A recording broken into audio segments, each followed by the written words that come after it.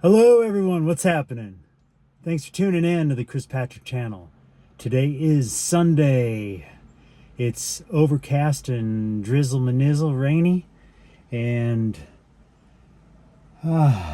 days like this, you can snuggle up, read a book, meditate, call up a friend. If it's cool, light your fireplace up, talk with friends, chill out, rest, whatever.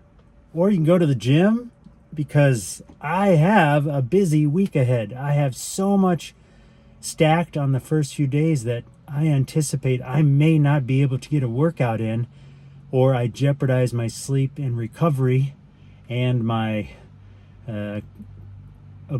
avoiding crabbiness. So I'm working out today. Had a rest day yesterday. It was Saturday. And now I'm going to head back, shower up, hang out with some family, and then I'm going to help out a family member. And then I'm going to cook for my family, and I'm going to enjoy the rest of the evening working on some projects. What do you do on a Sunday? Because I don't know if it is for just me, but I think there's something in the air with the grand overall design, aka God or your higher being, that Sunday is kind of a rest day, right? It's built into the works. There's a reason why, if you don't feel it, unless you got to work on Sunday, you have an alternative schedule. It's a great day to rest, to reflect. How did your past week go? What were your wins and what were your losses? And what could you do better coming forward into this week? What did you get upset about so that you could possibly avoid? Are you getting late to work? Can you give yourself 15 more minutes? Are you so close to starting that new habit of working out, or so close to that habit of quit drinking, but you just, you can't? You don't want to let go for whatever reason? This is the week to take the step. This is it. This is your week to take that leap, to stop teeter-tottering. Have you ever gone bungee jumping? If you have, then you might know what I'm talking about. I've gone a few times, and I'll tell you what, I've never been a big fan of it. Now, of course, after when I spring back up and know that I will safely land, yes.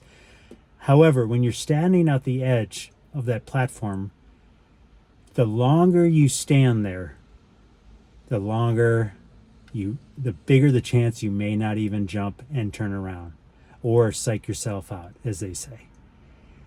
When you just take a leap and trust the system. Now, we're not going to places where, yes, there's been some mishaps, God forbid, with the bungee jump. It was just a example, and something you could relate to.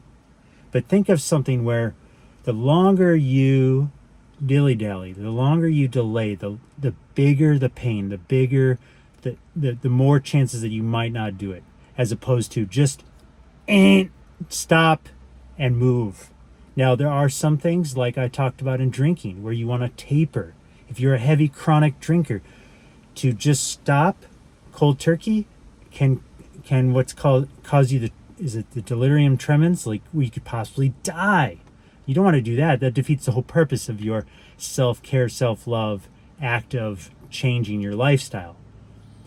There are some things, yes, cold turkey, some things wean off. Like if you're on a brain drug, right? You have to wean off of that. You can't just cut that off from your life and expect your brain to just be like, oh, back to norm. I got it from here. No. But if you know, and you know what it is, I'm pointing at you. You. Yeah, you. You know what I'm talking about. The one thing, don't stack it too heavy this week. One thing that you've been putting off. One thing that you know could quite possibly be the last digit in the combo that opens up that unlocks the potential in you, like that is like been holding you back forever. The one thing, like, here's a story. 22 years ago, 22 years ago, I went to go get acupuncture. I had never received acupuncture up till then. And this was a one session. And I went in and I had just ran over figuratively by this girl that dumped me out of the blue. Just heartbroken, just devastated. It was winter, it was dark, I was in Chicago, and I was depressed, and I was heartbroken, I was sad. My career, my job was going down the drain, and all my friends were migrating out of the city to go to grad school or go get into the suburbs or whatever, and I was just alone, and I was desperate, and someone recommended acupuncture. And I went to this acupuncturist who also acted as kind of a therapist. She was mindful. It's 22 years ago, okay? And she goes, "Do you drink?" And I said, yeah. And at the time I was indulging. And she goes, I don't mind. I'm going to overstep maybe if you don't. Are you okay if I share something that I just felt channeled through me to tell you, like a message? I was like, I'm open to all that, right? God speaks through everybody, anything. And I was like, yeah, share what you have. And she goes, if you stop drinking, everything and anything that your heart has always wanted will come to pass, will come true, will be yours. And even to this day, I feel that feeling that just came over me, as if God spoke through someone in a loving, caring way, like a father who wants best for their child. I think I ran with it for a while, but in the end, we have free will. I ended up getting a travel career, and off I went on a tangent of fun, traveling around the globe, sampling all the drinks and the foods and the fun. And here I am. And after numerous attempts to follow through on that advice, here I am. Now, you can look in the back rear view mirror, right? You can look in the rear view mirror and be like, oh man, there's been so many times that I could have quit, that I shoulda, woulda, coulda. Boy, if I would have back then, boy, what would I be like today? Gosh, if I had invested in an IRA or a 401 or an ETF back when I was like 15, or Warren Buffett's age, gosh, what do you think I'd be right now? Or if I had asked that girl out and that guy asked her out and now they're married. I mean, gosh, you could just sit in that kind of stuff all the time. You have to just trust that, one, you have the choice to choose. You have the gift of choosing, the free will, but you also have any time. The best time was what? Yesterday. And the best time, if not yesterday, is today, in this moment. And that's where I'm getting at. Choose it now. It's going to hurt. There might be some pain. There might be some agitation, some irritation, some annoyance. But you must be the boss of you. You must be the boss of you. It's your life, your script, your story. You write it. There are external circumstances that are beyond your control, and how you react to them is up to you. But you get to write your script. You get 24 hours like everyone else does. Yes. Oh, but they have fitness coaches, and they have dietitians, and they have people that assist them with their accounting. Do you think they always had that? Maybe a small few. But if you want that, you got to hustle, and you got to hustle in the first half. And then the second half will be cruisy. But that first half, you got to hustle. You got to hustle. You got to show not only to yourself how bad you want it, but you got to show the world and you got to show God and the universe how bad you want it. Because if everybody could just get it after a few months, everybody would be getting it. Everybody would be looking all jacked. Everybody would be walking around with wallets as thick as Warren Buffett. Everybody would be happily married as whoever you're thinking of. Like, it doesn't happen overnight. And that's why the small percentage of people embody that. Because they're willing to go the distance. They make it a must. They draw a line. They sacrifice. And they do things that most people don't want to do. They just don't. In the book, Born to Run, it talks about the evolution of how our brain is to the outside world. The brain has not caught up to the external world. The brain is designed to protect you. The brain is designed to help you rest. So when you say, I'm going to work out today, the brain will start to say, how about tomorrow? You must rest. You got a big day tomorrow. You should rest. You should rest. And it's thinking you got the big hunt. You've got to rest to go fight that saber-toothed tiger, or you got to rest to go, go into the woods and hunt a deer for your people. Rest. And then the next day, it's the next day. I was going to go running. I was going to go for the hunt. No. You should rest tomorrow, because tomorrow's your big hunt. Tomorrow's your big running day, your exercise day. That's when you're going to work out. Tomorrow, you should rest today. But I thought, no. You got tomorrow. But now, we don't got no saber-toothed tigers. We have fitness gyms. And that's the equivalent. I don't want to work out. I'll work out tomorrow. That's right. I got to rest today. And I'm going to start tomorrow because I'm going to go get it. And then the next day, and the next day, and the next day. But the brain is saying rest for the big hunt tomorrow.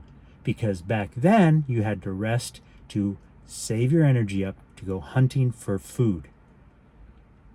That food today is at the grocery store. It's at McDonald's. It's a block away. It's 2 blocks away. It's a mile down the road. That's your big hunt. You'll never have to rest because it's always there. So you must override and work out because the brain will always try to protect you. And when you introduce a new habit, it hates new habits. Hey, we like it this way. We like waking up this certain time. We like the way you brush your teeth. We like the way you shower. We like the way you go to work and zone out. We like the way you come back and you eat dinner and you go to the couch and you watch a movie, and we like the way you go to bed, and we like it that way, and we're going to keep it that way. And then when you say, you know what? Now, I am going to work out now because my health is important. Or, you know what? I'm going to write that dang book. Or, you know what? I'm going to start looking for a new job because I hate my job. You know what? I'm going to start my own business. And when I come home from work, I'm going to work on my business instead of watching Dancing with the Stars or Billionaire Bachelorette or whatever it is out there. I don't even know. I don't watch TV. And the brain's going to say, whoa. No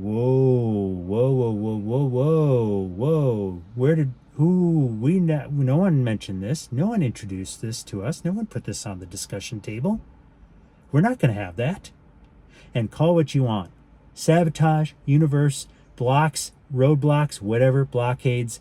People come from out of nowhere. Events come into place. I got a sore ankle, or my parents are visiting. I got invited to go to a concert. Things will distract you. Things will challenge you. Things will see how bad you want it.